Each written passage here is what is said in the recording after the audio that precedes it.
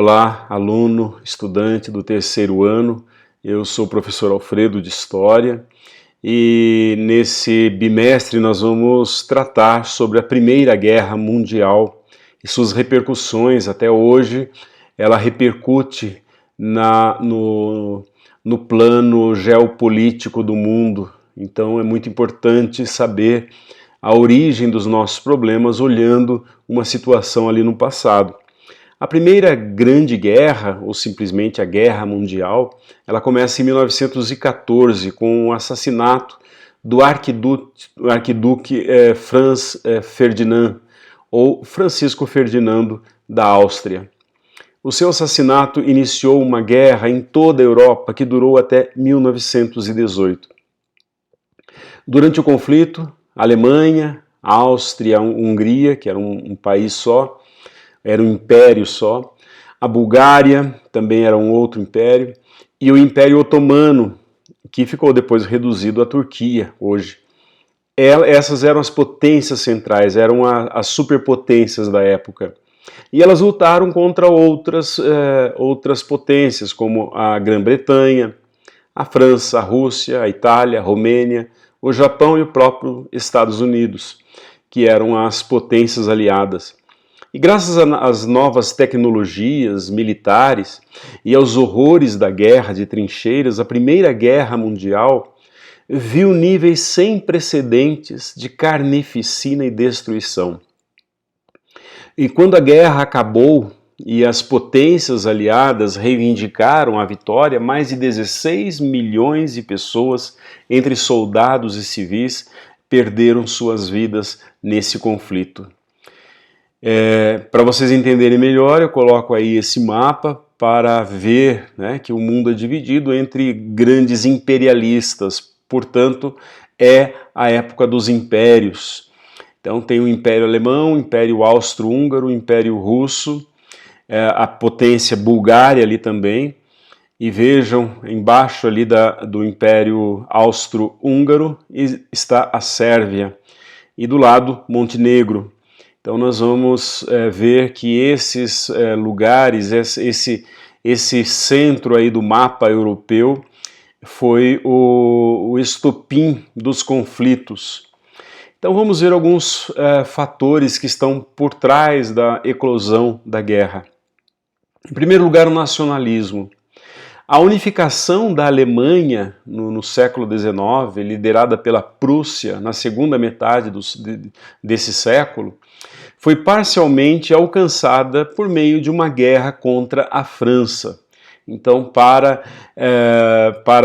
a Alemanha conseguir, né, a sua unificação, ela teve que expulsar dali um grande inimigo, que era a França, entre os anos 1870 e 1871. O surgimento de um grande Estado alemão no meio da Europa altera profundamente a dinâmica geopolítica do continente e deixa a França desesperada de vingança. A França nunca esqueceu essa derrota. E mais a leste, nos Balcãs, o Império Austro-Húngaro enfrentou problemas com grupos nacionalistas, conflitantes, que ameaçavam o controle austríaco, em particular a Sérvia.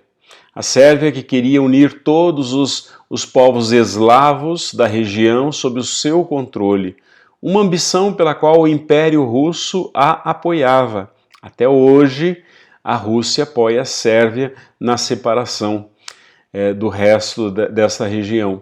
A Alemanha apoiou a oposição da Áustria às demandas sérvias. Então, de um lado nós temos Alemanha e Áustria, e do outro lado nós temos os sérvios e os russos. Outro motivo, outro fator que estava por detrás da Grande Guerra foi o imperialismo. Grã-Bretanha, Alemanha e França eram rivais na exploração econômica da África. Vários incidentes envolvendo a Alemanha na África levantaram suspeitas na Grã-Bretanha e na França, que resolveram suas divergências na região na tentativa de proteger aqueles lugares aquelas colônias que eles tinham conquistado. Eles estavam preocupados com o fato de a Alemanha estar desafiando a ordem colonial estabelecida. Vejam que eles fazem, eles se sentam à mesa e dividem a África entre si, dividem partes da Ásia entre si. É como se aqueles povos não existissem, como fizeram depois, antes disso, né, no século XVI, Portugal e Espanha com as Américas. No Oriente Médio, o desmoronamento do Império Otomano, que é o Império Turco, aumentou as tensões entre a Áustria-Hungria, a Rússia e a Sérvia. Vamos ver como foi planejada a guerra. Os exércitos permanentes da França e da Alemanha dobraram de tamanho entre 1870 e 1914, se tornaram países ou impérios com um grande número de soldados como nunca se viu.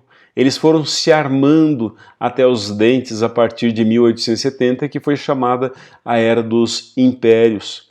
A Grã-Bretanha tinha uma política de manter uma marinha 2,5 vezes maior do que qualquer rival.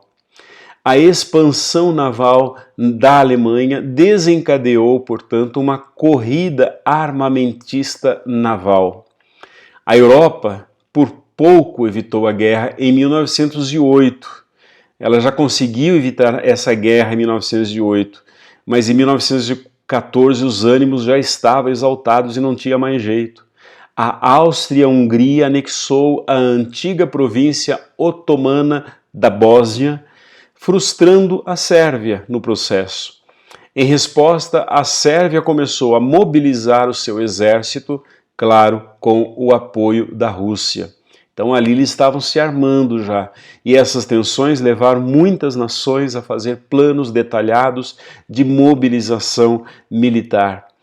Para a Alemanha, qualquer plano tinha que considerar a possibilidade de uma guerra em 2 frentes. Então seu esquema envolvia esmagar um rival rapidamente. Esse era o único plano que a Alemanha tinha, esmagar um rival, o inimigo, rapidamente. E uma vez iniciada, a mobilização seria difícil, se não impossível de reverter. O estopim da guerra foi o assassinato do arquiduque Francisco Ferdinando, herdeiro do trono austro-húngaro, em 28 de junho de 1914. O autor do crime foi o estudante Gavrilo Príncipe, que pertencia a uma organização secreta nacionalista chamada Unidade ou Morte. Também tinha um segundo nome, Mão Negra. Esse grupo tinha o apoio do governo sérvio. O assassinato de Francisco Ferdinando provocou a reação militar da Áustria-Hungria contra a Sérvia. Em razão da política de alianças, isso causou a entrada de outras nações no conflito. Vejam, o mundo era dividido em 2 grupos, 2 grupos apoiados por nações diferentes. Quando você atacava alguém do grupo, atacava todo o grupo. Então a notícia de declaração de guerra foi dada, né?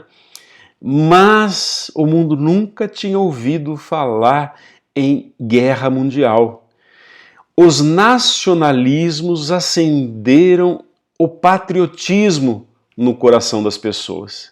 É muito preocupante quando as pessoas começam a defender a pátria, a lutar ou morrer pela pátria. No Brasil nós sabemos no que deu isso, né? No regime militar. Então vejam bem, a mesma coisa aconteceu nessas nações. Quando se falou na Alemanha, na Inglaterra, na França, que esses países declararam guerra a um inimigo comum, as praças se encheram. Esta é uma fotografia que nós temos da época. Então veja bem como as pessoas saíram para celebrar. A lealdade à pátria e dever nacionalista eram expressões repetidas com entusiasmo, e grande parte das populações foram então arrastadas pelo clima de guerra sem demonstrar angústias ou hesitações. Por enquanto nós ficamos por aqui, logo então nós teremos a segunda parte dessa aula. Até lá!